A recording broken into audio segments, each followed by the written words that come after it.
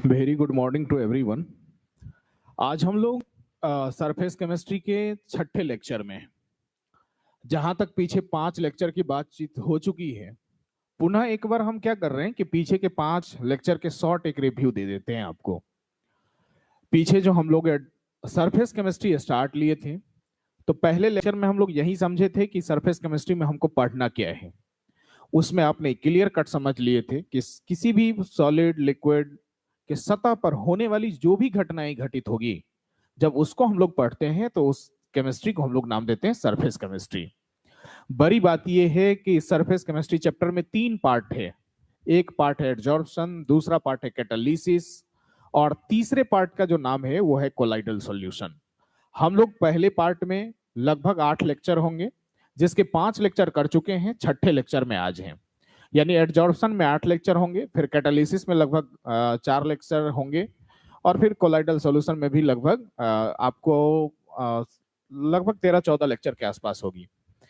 तो हम लोग उसी के तहत एडजॉर्प्शन वाले प्रोसेस में हम आपको पुनः बता दें कि जब कोई चीजें कोई सतह पे आके जमा होती है तो फिर उस प्रोसेस को हम लोग एडजॉर्प्शन बोलते हैं, और अगर अंदर में आके जमा हो गई, एक्यूमुलेट हो गया, तो उसे हम लोग एब्जॉर्प्शन बोलते हैं। और अगर सरफेस और बल्क यानी ऊपर अंदर दोनों जगह जमा हुआ तो फिर उसे सॉर्प्शन बोलते हैं।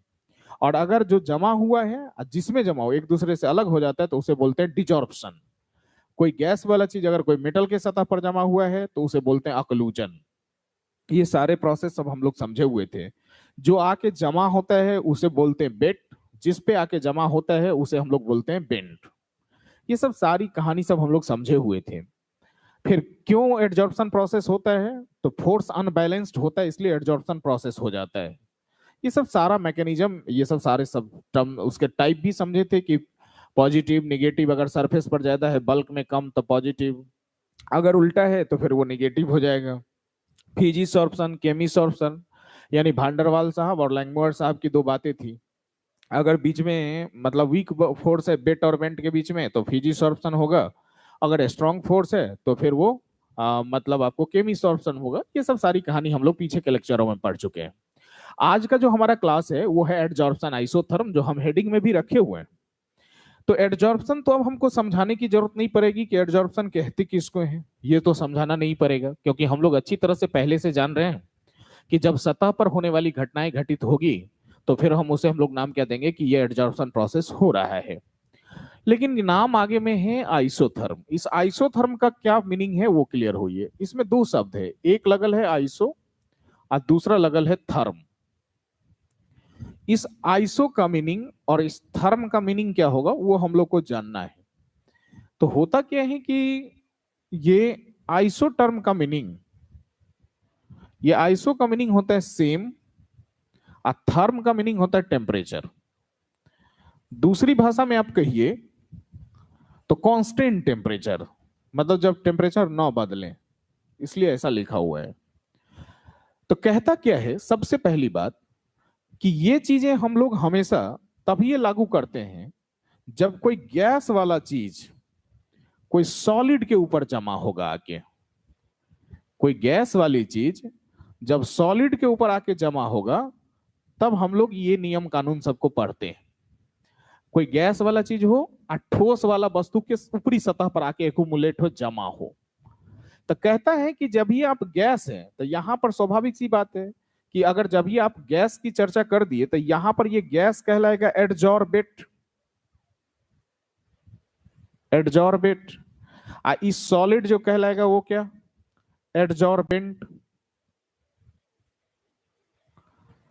तो कहता क्या है कि ये एडजॉर्बेंट गैस जो सॉलिड के यानी एडजॉर्बेंट के ऊपर जाके जमा होगा, तो ये जमा होने के पीछे का प्रॉब्लम सब सुन लीजिए कि एक प्रेशर टर्म आता है।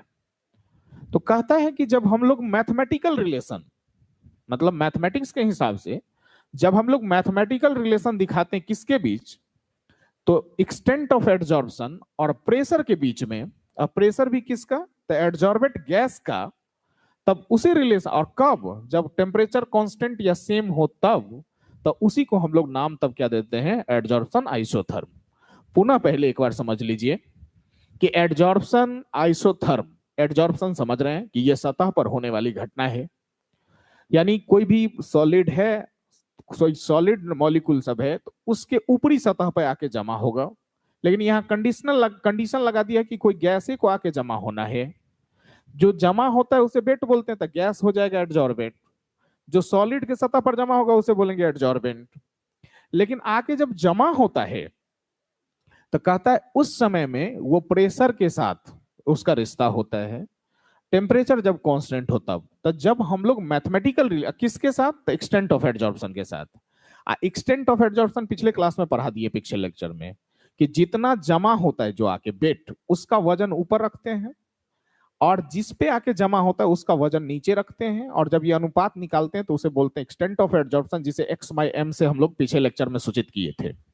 तो कहता है कि जब हम लोग एक्सटेंट ऑफ एडजॉर्प्शन को प्रेशर के साथ मैथमेटिकल रिलेशन एक कांस्टेंट टेम्परेचर पर दिखाते हैं, तब उसी को हम लोग नाम देते हैं एडजॉर्प्शन आइसोथर्म। यानी ओवरऑल यहाँ आइसोथर्म का मीनिंग है कांस्टेंट टेम्परेचर। यहाँ गैस वाला चीज सॉलिड पर लागू, उसी के लिए ये लागू होता है। गैस होगा यहाँ एडजॉर्बेंट, सॉलिड होगा एडजॉर्बेंट। क्लियर हो गए, ये मेन बात हो गई। अब हम इसका क्या करते हैं, तो थ्योरी वाली बातें दे देते हैं।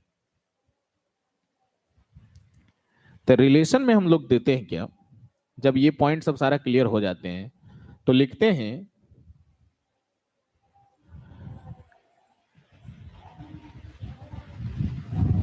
द एक्सटेंट ऑफ एडजॉर्प्शन, या इसे पहले उसका एडजॉर्प्शन आइसोथर्म का दे देते हैं, तब आते हैं उस पे। The mathematical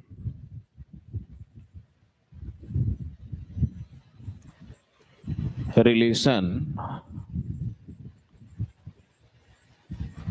the mathematical relation between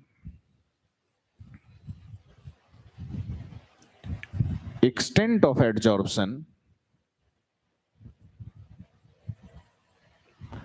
the mathematical relation between extent of adsorption and pressure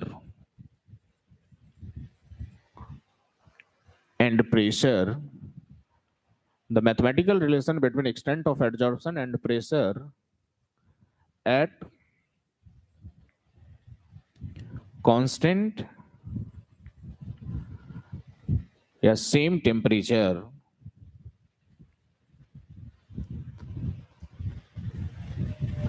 the mathematical relation between extent of adsorption and pressure at constant temperature is termed as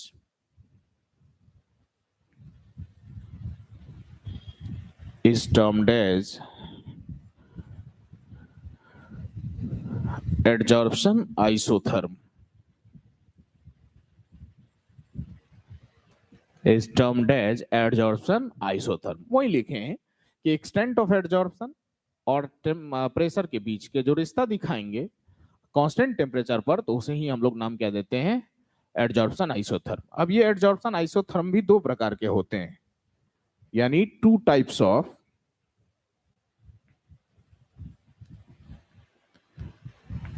adsorption isotherm.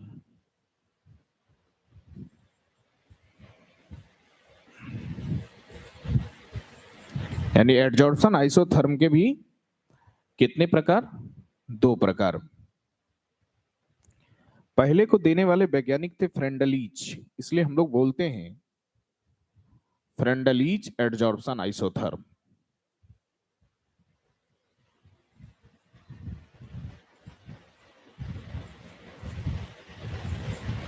Freundlich adsorption isotherm.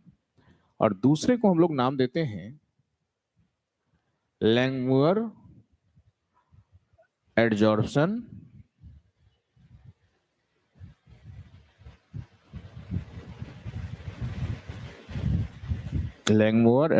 Isotherm. यानी सीधी भाषाओं में आप समझिए तो जब हम लोग mathematical relation दिखाते हैं एक्सटेंट ऑफ एडजॉर्प्शन और प्रेशर के बीच कांस्टेंट टेम्परेचर पर, तो उसे बोलते हैं एडजॉर्प्शन आइसोथर्म। और ये एडजॉर्प्शन आइसोथर्म भी कितने प्रकार के? दो प्रकार के, एक फ्रेंडलीच एडजॉर्प्शन आइसोथर्म और दूसरे का नाम है लैंगमुयर एडजॉर्प्शन आइसोथर्म। हम लोग आज जो रखे हुए हैं वो फ्रेंडलीच एडजॉर्प्शन आइसोथर्म। तो हमारा अगला पॉइंट्स क्या होगा? फ्रेंडलीच एडजॉर्प्शन आइसोथर्म। यानी पुनः हम लोग हेडिंग जो देंगे वो देंगे क्या?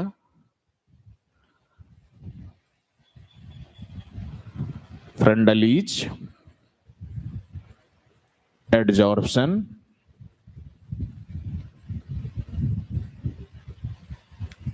आइसोथर्म। देने वाले वैज्ञानिक का नाम फ्रेंडलीच, इसलिए कोई बहुत टेंशन की बात इसमें है नहीं। Given by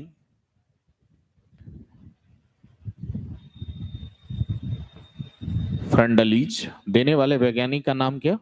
फ्रेंडलीच।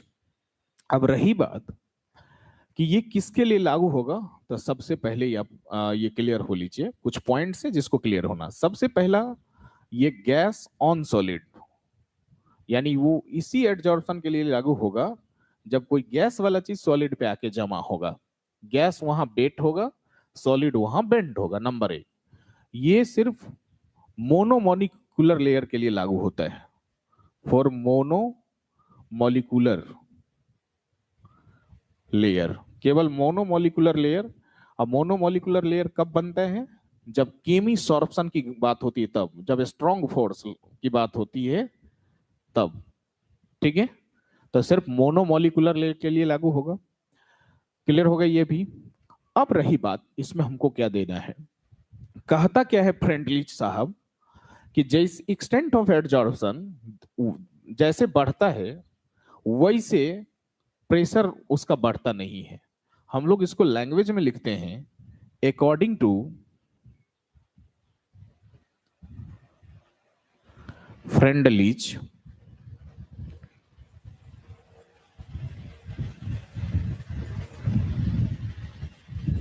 the extent of adsorption,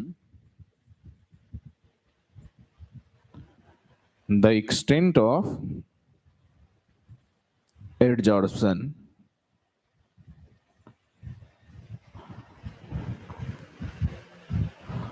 the extent of adsorption does not increases as rapidly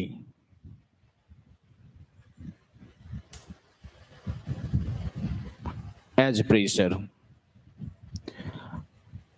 इसका मीनिंग ये हुआ कि कहता ये है कि जैसे जैसे प्रेशर बढ़ता है वैसे वैसे एक्सटेंट ऑफ एडजॉर्प्शन नहीं बढ़ता है। मीनिंग ये हुआ, यानी अकॉर्डिंग फ्रेंडलीज के अनुसार, फ्रेंडलीज का कहना है कि जैसे जैसे एक्सटेंट ऑफ एडजॉर्प्शन प्रेशर बढ़ता है वैसे वैसे extent of adsorption rapidly, rapidly मतलब तेजी से नहीं बढ़ता है। बात समझ में आया? अब ये क्या कहता है वो देखिए, ये तो थ्योरी वाली बात हो गई कि ये सिर्फ गैस वाला चीज सॉलिड पर रहेगा तभी लागू होगा, गैस वाला चीज जमा होना चाहिए सॉलिड पर, एक के गो लेयर बनाएगा मतलब केमिसॉर्प्शन वाली घटना होगी। तीसरी बात बोल रहा है कि जैसे जैसे प्रेशर बढ़ेगा वैसे वैसे एक्सटेंट ऑफ एडजॉर्प्शन बढ़ता नहीं है। तो फिर ये सब पॉइंट्स को हम लोग क्लियर हो रहे हैं। तो ये उस पॉइंट्स में हम लोग आ जाएं तो इसका और भी थ्योरी की बात हो जाती है। लेकिन रही बात की जो बोल रहे हैं कि फ्रेंडलीज के अनुसार the extent of adsorption does not increases as rapidly as pressure, का मीनिंग ये हुआ कि गैस जब सॉलिड पर जमा होने के लिए आता है तो जैसे जैसे प्रेशर बढ़ता है वैसे वैसे एक्सटेंट ऑफ एडजॉर्प्शन नहीं बढ़ता है।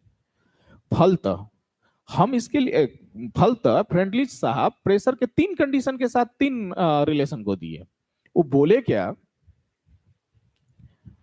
कि एट लो प्रेशर,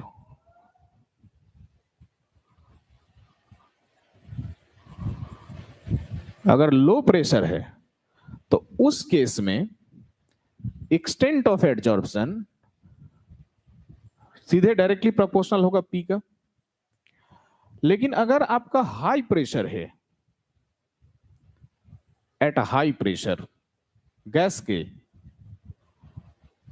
क्योंकि जमा होने तो गैस आ रहा है ना, तो उस केस में कहता है कि x बाई एम, यानी एक्सटेंट ऑफ एडजॉर्प्शन, x है जो जमा होता है उसका वजन, m है जिस पर जमा होता है उसका वजन, तो p का जीरो नोट, लेकिन जब मॉडरेट आता है, कहता है ये घटना हम लोग तभी ऑब्जर्व कर पाते हैं जब मॉडरेट, मॉडरेट का मतलब ना ज्यादा प्रेशर हो ना कम हो, बीच, जिसको मध्यम बोलते हैं, एट मॉडरेट प्रेशर। तो मॉडरेट प्रेशर के केस में ये बोल रहा है क्या कि ये x by M directly proportional होगा p के पावर 1/n के। और यहीं से इक्वेशन बढ़ाया गया, इस सबको नहीं लिया गया, मतलब ना लो को लिया गया ना हाई को लिया गया किसको, मॉडरेट को, मध्यम को। अब हम लोग इस इक्वेशन से आगे आराम से बढ़ सकते हैं। बात समझ में आया? क्या बढ़ सकते हैं भाई? तो इसको लॉग के टर्म में भी आराम से लिख सकते हैं। आप लिख लीजिएगा, बाद में वीडियो को रोक के हम अभी ये लिखते हैं, ठीक है, इन टर्म ऑफ लॉग।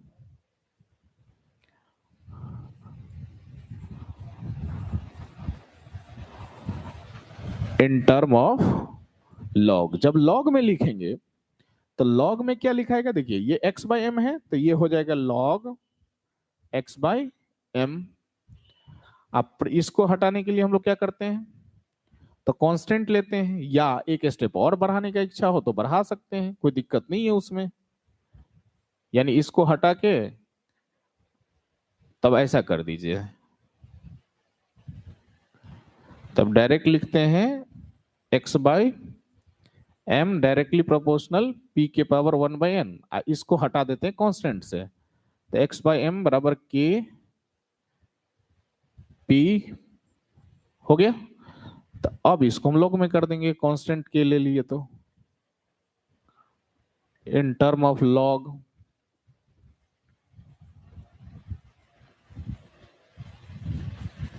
तो लॉग के टर्म में जब ये लिखेंगे इस इक्वेशन को तो हो जाएगा लॉग x बाय एम बराबर लॉग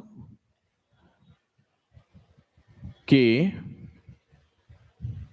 प्लस आई 1/n तो आगे आ जाएगा इंटू लॉग p, यही आ जाएगा ना। ये हमारा हो गया इक्वेशन नंबर सेकेंड। क्लियर हो गया? यानी ये कहता है कि x बाय एम जो है एक्सटेंट ऑफ एडजॉर्प्शन, अगर प्रेशर लो है तो कोई बात नहीं, डायरेक्टली प्रोपोर्शनल p, हाई है तो p का पावर 0 मतलब कुछ नहीं।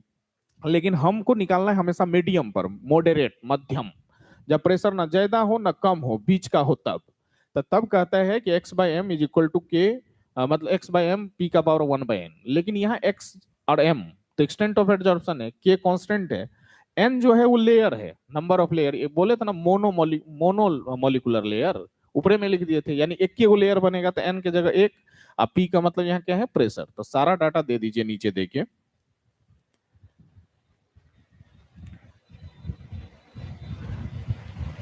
here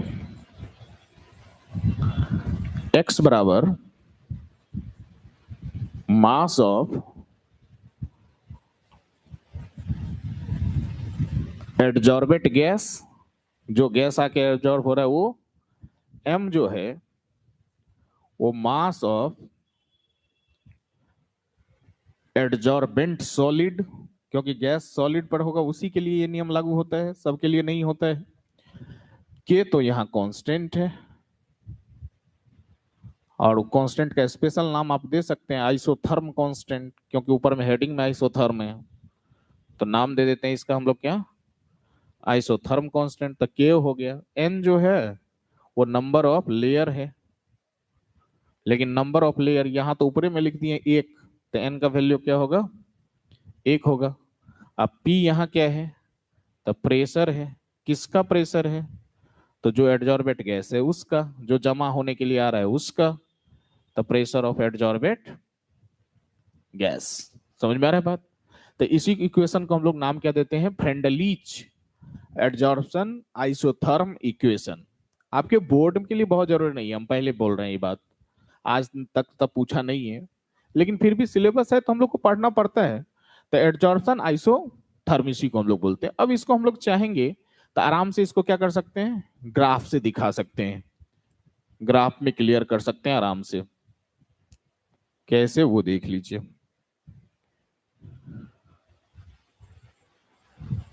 ग्राफिकल रिप्रेजेंटेशन, तो ग्राफिकल रिप्रेजेंटेशन जब दिखाते हैं तो ग्राफ हम लोग दिखाते हैं, तो ई हो गया log x बाई एम, यानी ये वाला term log x by M, या ऐसे कर देते हैं, ऐसे भी लिख देंगे तो कोई दिक्कत नहीं है, log x बाई एम। इधर हो जाता है log p, log p, ठीक है। इधर हो जाता है इंटरसेप्ट, ऐसे। ये जो स्लोप है, ये स्लोप जो है, स्लोप है 1/n। इसको हम लोग नाम देते हैं एक स्पेशल खास नाम, ये वाले को, ये जो है वो आपका है इंटरसेप्ट,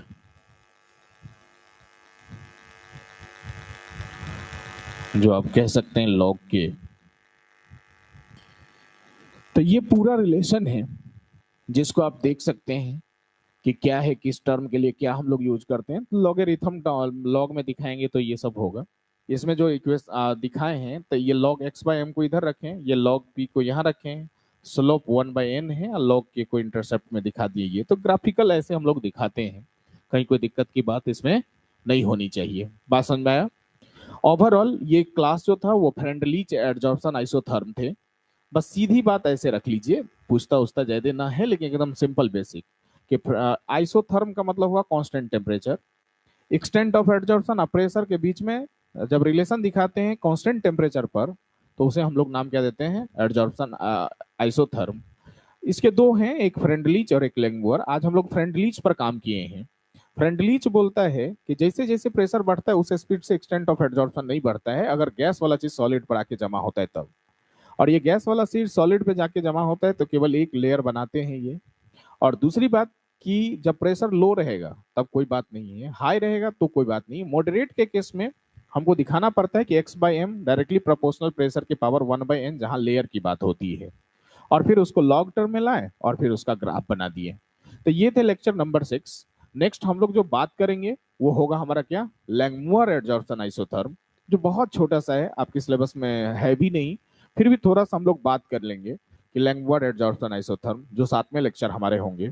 और फिर उसी में हम लोग लैंगमुअर एडजॉर्प्शन आइसोथर्म में थोड़ा सॉल्यूशन से उसको जोड़ेंगे कि क्या है। तब फिर हम लोग को पढ़ना है कि एडजॉर्प्शन का हमारे जीवन में कहाँ उपयोग है। यानी 2 लेक्चर और हम लोग करेंगे इसमें, 8 तक, यानी 6 हो गया है। तो फिर ये एडजॉर्प्शन वाला पार्ट खत्म हो जाएगा, तब फिर स्टार्ट लेंगे किसको, कैटालिसिस वाले पार्ट को। तो मिलते हैं हम लोग अगले लेक्चर में, जो हमारा होगा वो लैंगमुअर एडजॉर्प्शन आइसोथर्म। तब तक के लिए सबों को थैंक यू।